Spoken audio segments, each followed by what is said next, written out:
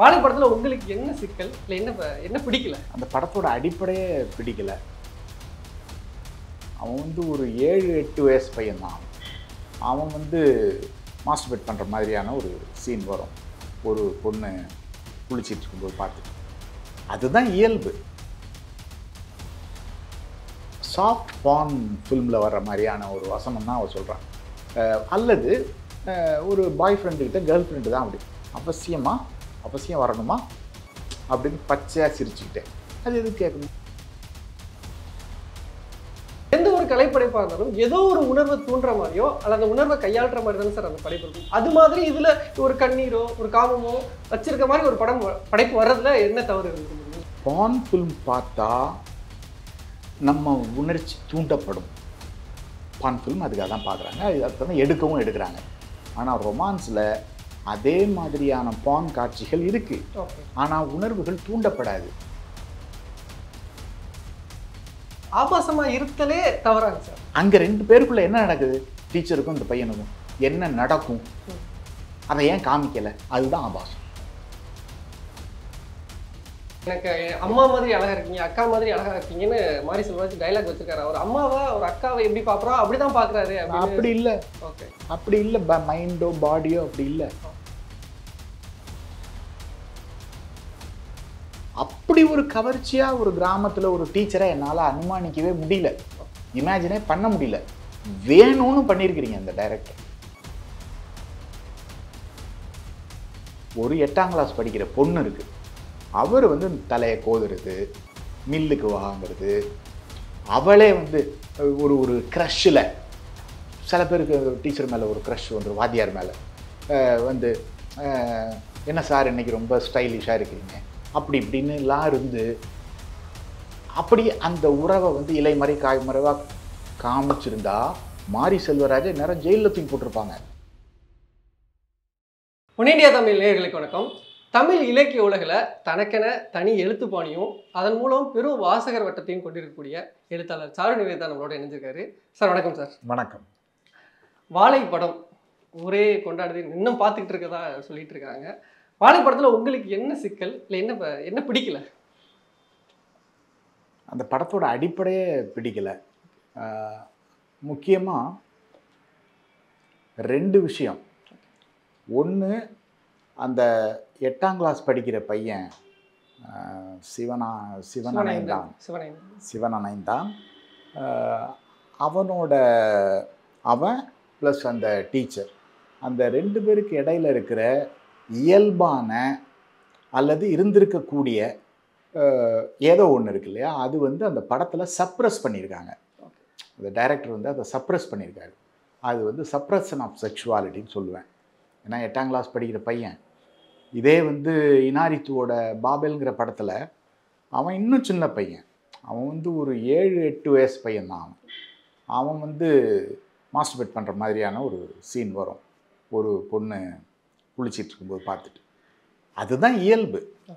ஒன்று அந்த இயல்பான விஷயத்தை நீங்கள் காமிக்கலாம், அல்லது அந்த இயல்பான விஷயத்தை விட்டுட்டு நீங்கள் வேறு ஏதோ ஒன்று நீங்கள் சூஸ் பண்ணலாம். ஆனால் இந்த படத்தில் அதாவது 2 சப்ஜெக்ட் இருக்குது. 2 சப்ஜெக்டில் ஒரு சப்ஜெக்ட் வந்து முழுக்கவே அந்த டீச்சருக்கும் அந்த பையனுக்குமான ஒரு நெருக்கம், ஒரு அன்பு, ஏதோ ஒன்று. அதை இவர் வந்து ரொம்ப பாசாங்கா, ரொம்ப பொய்யா பூசி மெழுகியிருக்காரு. ஆனால் உள்ளே இருக்கிறது பூரா செக்ஷுவல் சிம்பிள்ஸ் தான். உதாரணத்துக்கு ஒன்று சொல்லுவேன். என்னென்னா, எனக்கு இந்த படம் வந்து ரொம்ப ரொம்ப ஆபாசமாக இருந்துச்சு. ஏன் ஆபாசம்னு சொல்கிறேன்னா, நகிசா ஓஷிமான்னு ஒரு ஜாப்பனீஸ் டைரக்டர் இந்த ரெல்ம் ஆஃப் த சென்சஸ்ன்னு ஒரு முக்கியமான படத்தை எடுத்திருக்காரு. அவர் என்ன சொல்கிறாருன்னா, எது இயல்பாக இருக்கோ அதை நீங்கள் சப்ரஸ் பண்ணிங்கன்னா, அதை மறைச்சிங்கன்னா அதுதான் ஆபாசம். ஓகே, எது இயல்பாக இருக்கோ அதை காமிச்சிங்கன்னா அது பேர் ஆபாசம் இல்லை அப்படிங்கிறாரு. இதில் என்ன பண்ணுறாருன்னா, எல்லாமே வந்து சூசகமாக அது ஒரு மாதிரியான ஒரு என்ன சொல்கிறது, ஒரு இப்போ வந்து பீடஃபைல்ங்கிறாங்க, சரியா? அந்த அந்த குறைவானவர்கள் மேல. ஆமாம், இவன் வந்து அங்கே மில்லுக்கு வரேங்கிறான், ரைஸ் மில்லுக்கு. அப்போ அந்த டீச்சர் சொல்கிற வசனம் இருக்குது பாருங்கள், அது வந்து ஒரு இந்த சாஃப்ட் பான் ஃபில்மில் வர்ற மாதிரியான ஒரு வசனம் தான் அவள் சொல்கிறான். அல்லது ஒரு பாய் ஃப்ரெண்டுக்கிட்ட கேர்ள் ஃப்ரெண்டு தான் அப்படி அவசியம் வரணுமா அப்படின்னு பச்சையாக சிரிச்சுக்கிட்டேன். அது எதுக்கு கேட்கணும்? அது கேர்ள் ஃப்ரெண்டு தான் அப்படி கேட்பான், டீச்சர் கேட்க மாட்டாங்க. அவசியம் வரணுமா அப்படின்ட்டு. அந்த டயலாக் எல்லாமே ஒரு ஒரு ஒரு விஷயத்தை வச்சு இதை எப்படி ரசிக்கிறாங்க அப்படின்னா, இங்கே வந்து இருக்கிறத காமிக்கவே கூடாது. அது இன்செஸ்டாக இருந்தாலும் சரி, எதாக இருந்தாலும் சரி, அதில் அப்படி ஒரு பாவனை, அதை தான் ஹிப்பாக்ரட்டிக்கல்னு சொல்கிறது. அப்படி இல்லாத அதை அப்படியே பூசி மெழுகிறது இருக்குல்ல, அதுதான் வந்து அந்த சப்ரஸ் பண்ணது தான் ரொம்ப ஆபாசமானது, ரொம்ப டேஞ்சரஸானது, ரொம்ப ஆன்டி சோஷியல். இப்படி சப்ரஸ் பண்ணி தான் இங்கே க்ரைம் அவ்வளவு அதிகமாக நடந்துக்கிட்டு இருக்கு. இப்போ நான் ஜாப்பனீஸ் ஃபிலிம் பற்றி சொன்னேன், நகிசா ஓஷிமா பற்றி சொன்னேன். அங்கே நான் பார்த்தேன், ஒரு மிட் நைட்டில் கூட ட்ரெயின் வந்து போயிடுச்சுன்னா, ஒரு 12 மணிக்கு லாஸ்ட் ட்ரெயின் போயிடுச்சுன்னா, அப்படியே ஸ்கர்ட் போட்டுக்கிட்டு இப்போ பொண்ணுங்கள்லாம் படுத்துருக்குது அந்த பெஞ்சில். காலையில் 4 மணிக்கு ட்ரெயின்னா எந்த செக்ஸ் க்ரைமே இல்லை. ஏன்னா அவங்க வந்து ஓப்பனாக இருக்காங்க, அதை பற்றி பேசுகிறாங்க, அதை பற்றி காமிக்கிறாங்க என்ன நடக்குது. நீங்கள் சப்ரஸ் பண்ணி ஸோ இது ஒரு அப்ஜெக்ஷன். இன்னொரு அப்ஜெக்ஷன் வந்து என்னென்னா, இது ரொம்ப டெலிகேட் சப்ஜெக்ட். ஏன்னா ஒரு எக்ஸ்ப்ளாய்டேஷன் நடக்குது, வறுமை, 1 ரூபா தான் கூலி, இன்னும் 1 ரூபா ஏற்றி கொடுனாலே அவ்வளோ பெரிய பிரச்சனை, 20 பேர் செத்துட்டான். இதை நான் வந்து கிரிட்டிசைஸ் பண்ணேன்னா என்னை வந்து சமூக விரோதினும் என்னை வந்து முதலாளிகளோட ஆதரவாளனும் சொல்லுவாங்க. நான் என்ன சொல்ல வர்றேன்னா, அந்த எக்ஸ்ப்ளாய்டேஷன்லாம் அதெல்லாம் இருக்குது, அதில் ஒரு பார்க்குறதுல எந்த இதுவும் இல்லை, பிரச்சனையும் இல்லை. ஆனால் இப்போ வந்து நீங்கள் நான் கடவுள் படத்தில் இந்த குழந்தைங்களெல்லாம் பிரசவ ஆஸ்பத்திரியில் திருடிட்டு வந்துடுவாங்க. ஒரு நாள் ஆயிருக்கும் பிறந்து, அதை வந்து முடமாக்கி தெருவிலலாம் இந்த டிராஃபிக்லலாம் வந்து பிச்சை எடுக்க வைப்பாங்க. அது மாதிரி தான் இந்த இந்த எக்ஸ்ப்ளாய்டேஷனை டிரெக்டர் வந்து கையாண்டிருக்காருங்கிறேன். பாருங்க எவ்வளோ இது பாருங்க, இது ஒப்பாரியை வச்சு அது கலையாக மாறலை. ஒரு ஒப்பாரி அல்லது வந்து இதில் கோவிலெல்லாம் போய் பார்த்தீங்கன்னு வச்சுங்களேன், மலை ஏறும்போது அப்படியே படிக்கட்டுலலாம் வரிசையாக அது நான் கடவுள் வரும், அப்படியே உட்காந்துட்ருப்பாங்க, புண்ணை காமிப்பாங்க, இப்படிம்பாங்க. எல்லாமே வந்து ஒரு இரக்கத்தை சம்பாதிக்கிறதுக்கு.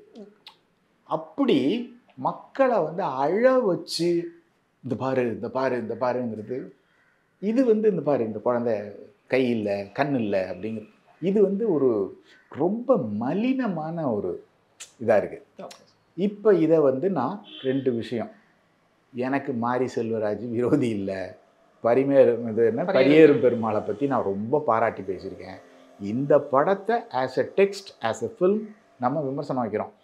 உடனே இந்த சமூகமே திரண்டு எழுந்து என்னை அட்டாக் பண்ணதில்ல, ரொம்ப ஆபாசமாக, அதை பற்றி தான் நான் பேசணும்னு நினைக்கிறேன். ஸோ இதில் வந்து இதில் ஃபஸ்ட்டு 2 இதாக பிரிச்சிருந்தீங்க சார். முதல்ல அந்த சிறுவனுக்கும் அந்த டீச்சருக்குமான அந்த ஒரு உறவுன்றது எப்படி காமிக்கப்பட்டிருக்குன்னு, அதில் நீங்கள் ஆரம்பிக்கும் போதே 2 திரவங்களை மையப்படுத்தி தான் படம் எடுத்திருக்காரு.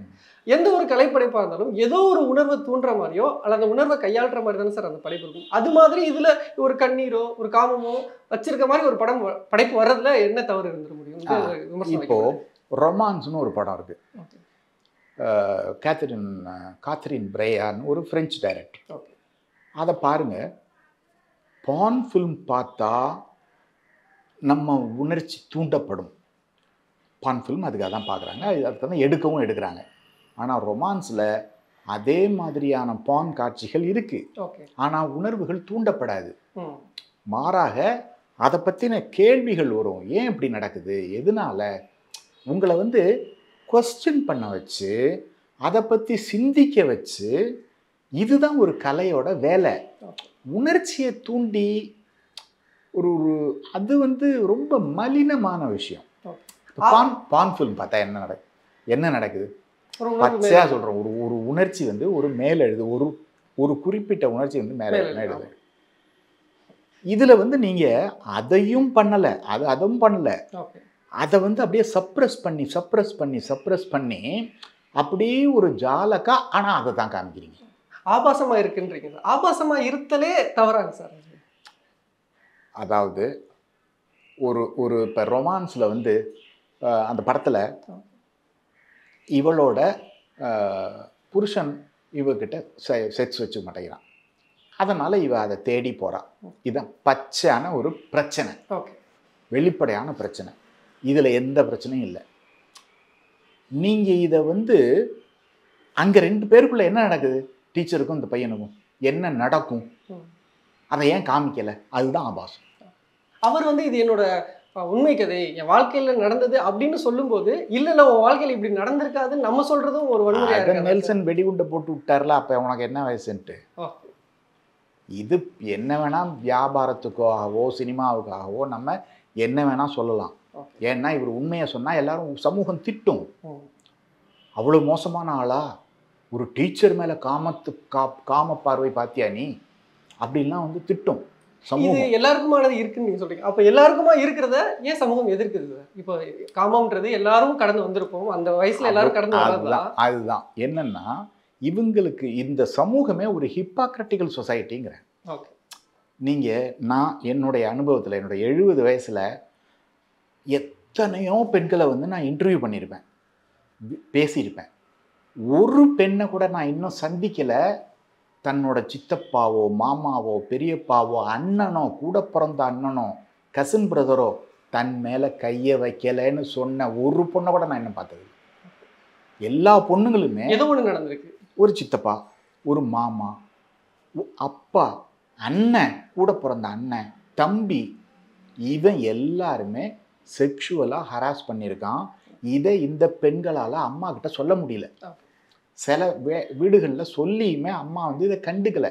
ரீசண்டாக நடந்த ஒரு விஷயங்க, 9 வயசு பையன் ஃபோனில் வந்து பான் சைட்ஸை பார்த்துட்டு 6 வயசு தங்கச்சியை ரேப் பண்ணி கொலை பண்ணிட்டான். அவங்க அம்மா இதை வந்து அப்படியே மூடி மறைச்சிட்டாங்க.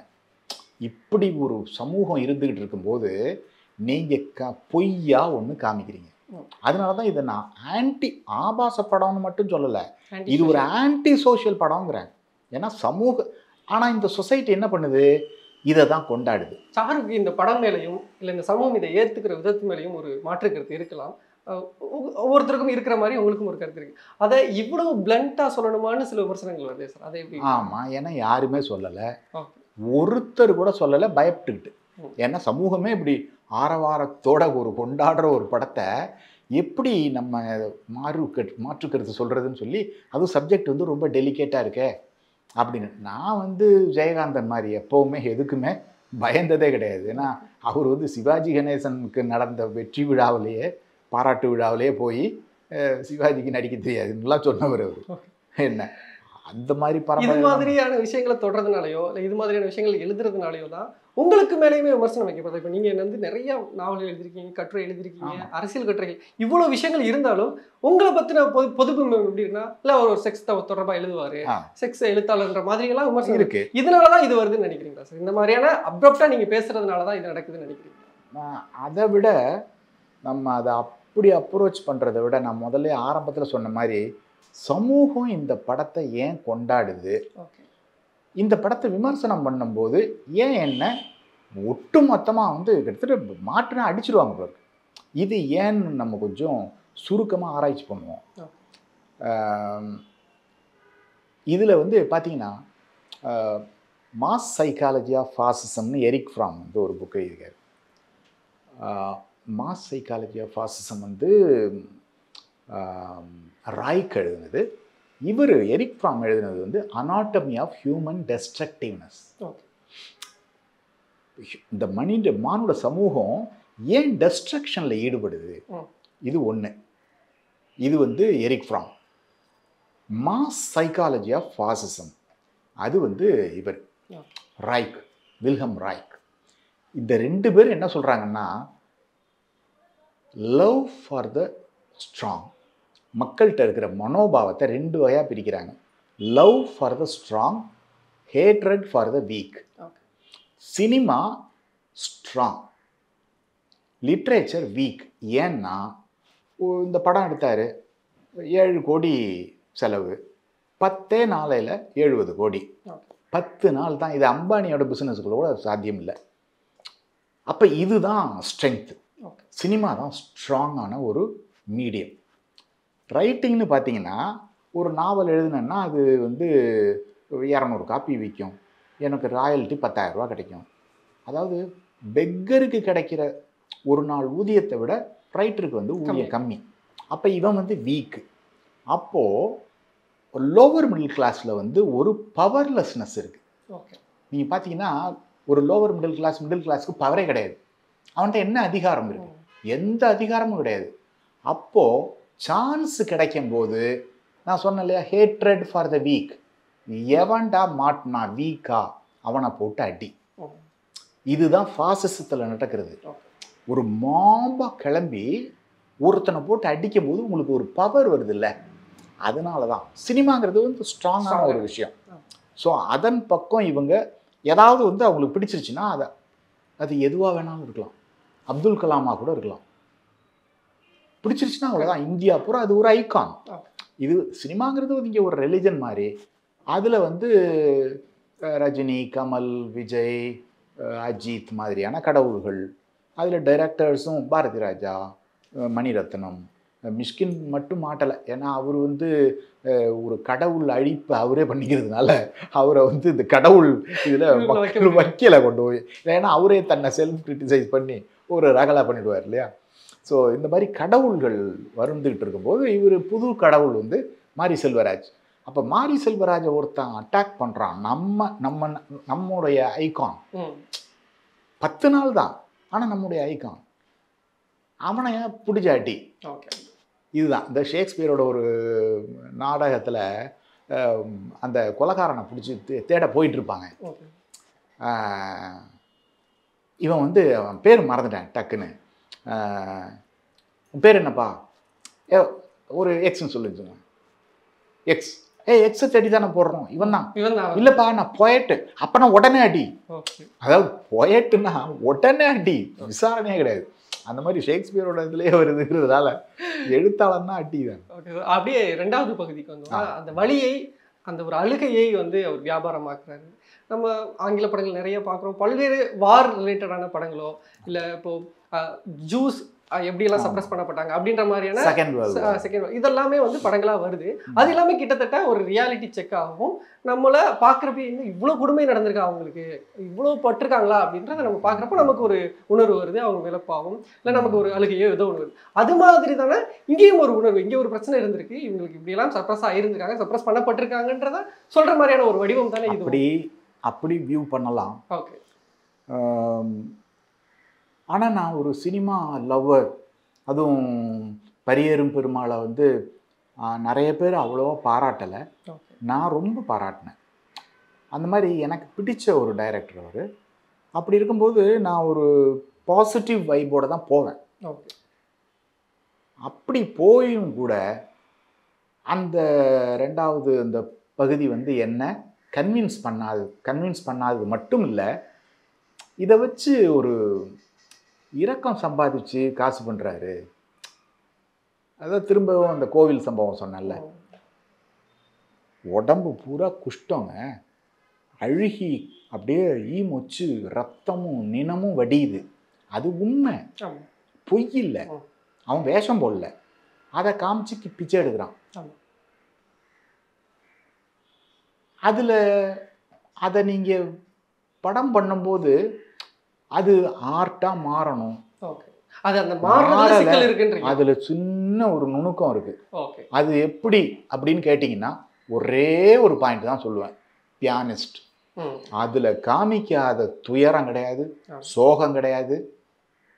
என்ன வாசிக்க முடியலன்றது அவ்வளோ வருத்தம், அவ்வளவு கொடூரம்.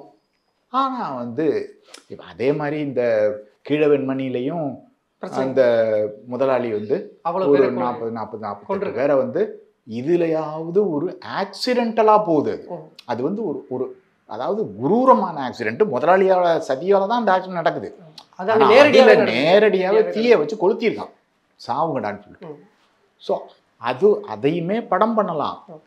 படம் பண்ணும்போது அது உங்களுக்கு வந்து கோபம் வரலாம், ஒரு ஆக்ரோஷம் வரலாம். உணர்ச்சியை தூண்டுறது ஒன்றும் தப்புன்னு நான் சொல்லலை. உணர்ச்சியை ஏன்டா தூண்டாம நீ இந்த நடிக்கிறேங்கிறேன்னா தூண்டுற மாதிரியான சப்ஜெக்ட் எடுத்துட்டு ஏன் நீ நடிக்கிற? அதாவது இப்போ வந்து காமரச பாடல்கள் இருக்கு கர்நாடிக் மியூசிக்ல, அதை வந்து பக்தி ரசமா பாடுவாங்க. அந்த வேலை பண்ணாதேங்கிறேன்னா காமத்தை காமமா எடு, அதுல வந்து இந்த பக்தி, அப்புறம் இந்த ரொமான்ஸ் புருடா, என்ன டீச்சர் பையனுக்கான ஒரு என்ன உறவு, அந்த பேரு அதுக்கு என்ன உறவு? எனக்கு அம்மா மாதிரி அழகா இருக்கீங்க, அக்கா மாதிரி அழகா இருக்கீங்கன்னு மாரி செல்வராஜ் டைலாக் வச்சிருக்காரு. அவர் அம்மாவை ஒரு அக்காவை எப்படி பாக்குறோம் அப்படிதான் பாக்குறாரு. அப்படி இல்ல, அப்படி இல்ல, மைண்டோ பாடியோ அப்படி இல்ல. ஏன் எல்லாமே செக்ஷுவல் சிம்பிளா ஏன் அப்புறம் வைக்கிறீங்க? தலையை இது பண்றது, அந்த மொபைலில் வந்து முன்னாடி உட்காந்து போகிறது, அப்புறம் டயலாக்ஸ் எல்லாமே கேர்ள் ஃப்ரெண்ட் பாய் ஃப்ரெண்டாக இருக்குது. இன்னொன்று ரொம்ப முக்கியமாக, எல்லாரும் கிராமத்து பொண்ணுங்கள்லாம் அங்கே எப்படி இருக்குது, அவனோட அம்மா எப்படி இருக்காங்க, அக்கா எப்படி இருக்கா, மற்ற கிராமத்து பெண்கள்லாம் எப்படி இருக்காங்க, அதுலேருந்து வேற இவங்க மட்டும் இந்த லேடி மட்டும் ஏன் ஒரு செக்ஸ் சிம்பிளாக அதில் அங்கே வர்றாங்க? என்னதான் நீங்கள் அவங்க சிட்டியிலேருந்து வந்திருந்தாங்க, மெட்ராஸ்லேருந்து வேலைக்காக வந்திருக்காங்கன்னாலும் அப்படி ஒரு கவர்ச்சியாக ஒரு கிராமத்தில் ஒரு டீச்சரை என்னால் அனுமானிக்கவே முடியல, இமேஜினே பண்ண முடியல. வேணும்னு பண்ணியிருக்கிறீங்க இந்த டைரக்டர், வேணும்னு இதில் ஒரு செக்ஸ் சிம்பலை வந்து வைக்கணும்னு நீங்கள் இப்படி ஒரு கவர்ச்சிகரமான ஒரு பொண்ணை பூத்தி இருக்கிறீங்க. பொய்யா? அப்படி ஒரு டீச்சரே கிடையாது. அது அதனோட நோக்கத்தில் எடுத்திருந்தா கூட பரவாயில்ல, மறைக்கும் விதமாக எடுத்திருக்கிறதுனா உங்களோட மறைக்கிறீங்க, மறைச்சிருக்கிறீங்க. இன்னொரு பெரிய அப்ஜெக்ஷன் என்னன்னா, இந்த மாதிரி ஒரு ஆம்பளை வாத்தியார் இருக்காரு, ஒரு 8ஆம் கிளாஸ் படிக்கிற பொண்ணு இருக்கு, அவர் வந்து தலையை கோதுறது, மில்லுக்கு வாங்கிறது, அவளே வந்து ஒரு க்ரஷ்ஷில், சில பேருக்கு டீச்சர் மேலே ஒரு க்ரஷ் வந்துடும், வாத்தியார் மேலே வந்து என்ன சார் இன்னைக்கு ரொம்ப ஸ்டைலிஷாக இருக்கிறீங்க அப்படி இப்படின்னுலாம் இருந்து, அப்படி அந்த உறவை வந்து இலை மறை காய் மறைவாக காமிச்சிருந்தா மாரி செல்வராஜை நேரம் ஜெயிலில் தூக்கி போட்டிருப்பாங்க.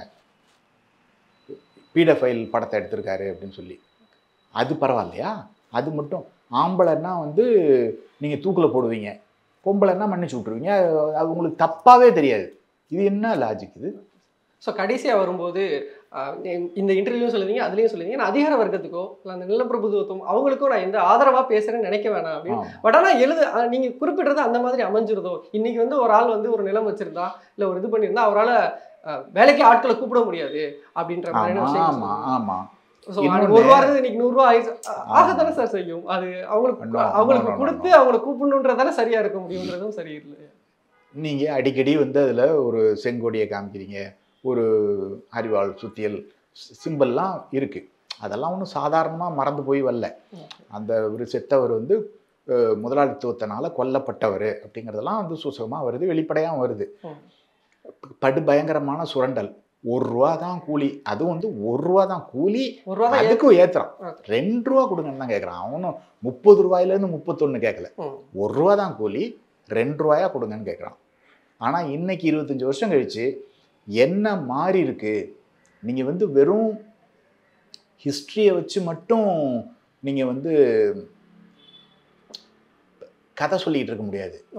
இன்னைக்கு நீங்கள் வாழைத்தோட்டம் வச்சுருந்தீங்கன்னா அந்த முதலாளி தற்கொலை பண்ணிட்டு சாகணும். ஏன்னா அவன் வந்து 100 ரூபா கொடுத்தாலும் இன்னைக்கு தொழிலாளர்கள் கிடையாது, இல்லைன்னா பீகார்லேருந்து வந்து இறக்கணும். பீகார் தொழிலாளிகள், நீங்கள் உண்மையிலேயே இந்த எக்ஸ்ப்ளாய்டேஷனை பற்றி எடுக்கணும்னா, பீகார்லேருந்து வந்து நான் இப்போ இந்த வீட்டுக்கு ஷிஃப்ட் பண்ணிட்டு வந்தேன். அதாவது இவ்வளோ பெரிய பீரோவெல்லாம் ஒரு ஆள் தூக்குறான், மாடு கூட தூக்க முடியாது, அப்படி தூக்குறானுங்க. அவன் சொல்கிறான், அவன் சொல்லும் போது கண்ணில் இருந்த ரத்தம் வந்துச்சு, நான் பார்த்தேன். அவன் சொல்கிறான், 75 கிலோவாக இருந்தேன் சார், 2 மாதத்தில் 55 கிலோ ஆகிட்டேங்க.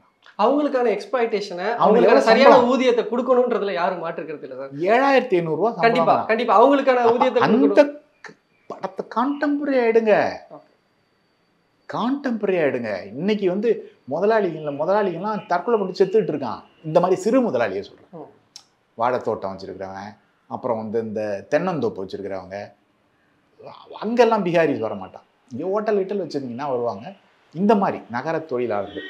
ஸோ இன்றைக்கி எல்லாமே ரொம்ப காம்ப்ளெக்ஸாக போய் நானும் வந்து இந்த இன்னைக்கு தொழிலாளர்கள் கிடைக்கலன்னா அவனும் பங்களாவில் இல்லை, அவனுக்கு வேண்டியது ஒரு குவார்ட்டரு, அது எப்படியோ அவனுக்கு கிடைச்சிருது. ரேஷன் கடையில் இலவசமாக கொடுத்துட்றாங்க. இது நகர்ந்து போய்கிட்டே தானே சார் இருக்கும். இப்போ நீங்கள் ஆட்கள் கிடைக்கல அப்படின்றப்போ அவங்க ஒன்றும் ஊதியத்துக்கு எனக்கு இந்த ஊதியம் சரியா இல்லை, எனக்கான ஊதியம் கிடைக்கல அப்படின்னு ஒரு விஷயம் சொல்றதுக்காக வராமல் இருக்கலாம். இல்லை அவங்களோட குழந்தைகளோ அடுத்த ஜென்ரேஷனோ படித்து அடுத்த கட்டத்துக்கான வேலைகளுக்கு போயிருக்கலாம். இதனால ஆட்கள் குறைவாக இருக்கலாம். இது எவால்யூஷனாக நடக்கக்கூடிய விஷயம் தானே சார்? இது எவல்யூஷன் நடக்கலை. ஏன்னா எத்தனை மீனவர்களோட குழந்தைகள் அதிகாரிகளாக மாறி இருக்கு அப்படிங்கிறதெல்லாம் இருக்கு. ஏன்னா அவங்களோட பண வரவு அதிகமாக இருக்கலாம், ஆனால் வாழ்க்கை தரம்னு ஒன்று இருக்குல்ல, அதுதான் வந்து கல்ச்சர் ஆஃப் பாவர்ட்டிம்பாங்க. Poverty of culture, culture of poverty. பாவர்ட்டிக்குன்னு ஒரு கல்ச்சர் இருக்குது. அதில் பணம் வந்தால் கூட அவங்க வந்து அவங்களோட தலைமுறையை அவங்க ஒரு ஒரு ஐஐடியில் எத்தனை பேர் வந்து முயற்சி நடக்கலை. ஏன்னா இந்த மாதிரியான படங்கள், இந்த மாதிரியான பொய் பாசாங்கு நடக்கவே இல்லை. உயர் வர்க்கம் அப்படியே இருந்துட்டு இருக்கு, கீழே இருக்கிற வர்க்கம் அப்படியே தான் இருந்துட்டு இருக்கு. நான் சொல்ற விஷயமே வேற. இன்னைக்கு வந்து அதாவது அன்னைக்கியாவது வந்து ஒரு ஸ்ட்ரீட் லேம்பில் உட்காந்து படித்து ஒரு நாலு ஏதோ எங்கள் குடும்பத்தில் இந்த மாதிரியான விளிம்பு நிலை குடும்பம் தாங்க. அதில் வர்ற அந்த சிவனேந்தன் ஃபேமிலி மாதிரி தாங்க எங்கள் வீடு. நான் வந்து ஸ்ட்ரீட் லேம்பில் படித்து வந்துட்டேன். மற்றவங்க எல்லாருமே இன்றைக்கி சுற்றிட்டு தான் இருக்காங்க, பீடி சுற்றிட்டு தான் இருக்காங்க. யாரும் வந்து முன்னுக்கு வந்துடல. அப்போது 10 பேரில் ஒரு ஆளுக்கு ஸ்ட்ரீட் லேம்பில் படித்து வந்துடுறான்ல. இன்னைக்கு அந்த உழைப்பு, வேல்யூஸ் இதெல்லாமே டோட்டலாக இல்லைங்கிறேன். எங்கள் ஜென்ரேஷனில் பணம் வந்தால் போதும், எங்களுக்கெல்லாம் ஒரு ஏதோ ஒரு டிராவிடியன் பாலிசி, டிராவிடியன் பாலிட்டிக்ஸு, அதுக்கு முன்னாடி வந்து விடுதலை, இப்படி ஏதோ ஒரு ஐடியாலஜி இருந்தது, ஒரு ஐடியல்ஸ் இருந்தது, வேல்யூஸ் இருந்தது. இப்போ சமூகம் கெட்டுப்போச்சுன்னு சொல்லலை, இன்னைக்கு என்ன உங்களோட வேல்யூட கேட்குறேன் நான். அதனால ஒன்றும் பெரிய எவல்யூஷனாக ஒன்றும் மாட்டேங்குது. அதுக்கு இந்த படம்லாம் வந்து ஒரு சான்று, எப்படி சமூகம் பின்தங்கி போயிட்டு இருக்கு அப்படின்னு. ஸோ இறுதியாக நீங்கள் ஒரு விமர்சனம் வைக்கிறீங்க, ஆனால் விமர்சனத்துக்கு மேலே விமர்சனமாக வருதுல்ல, அதை பற்றின அல்ல அவங்களுக்கான உங்களோட பதிலாக என்ன சொல்லி முடிக்கலாம்னு நினைக்கிறீங்க சார்? கருத்து சுதந்திரம். பரியேறும் பெருமாளை பாராட்டினேன், அப்போ எனக்கு என்ன வந்து சிலையா வச்சுக்க இல்லை மாலை போட்டிங்களா? இந்த படம் அவருக்கும் எனக்கு என்ன விரோதம்? இந்த படத்தை பற்றி என்னுடைய விமர்சனத்தை வைக்கிறேன். ஒரு வயலன்ஸில் இறங்குனீங்கன்னா அப்புறம் அந்த முதலாளிக்கு உங்களுக்கு என்ன வித்தியாசம்னு கேட்குறேன். அதுதான். Thank you sir, thank you so much sir. நேரத்தை பகிர்ந்துட்டு கருத்துக்களை நன்றி சார். நன்றி.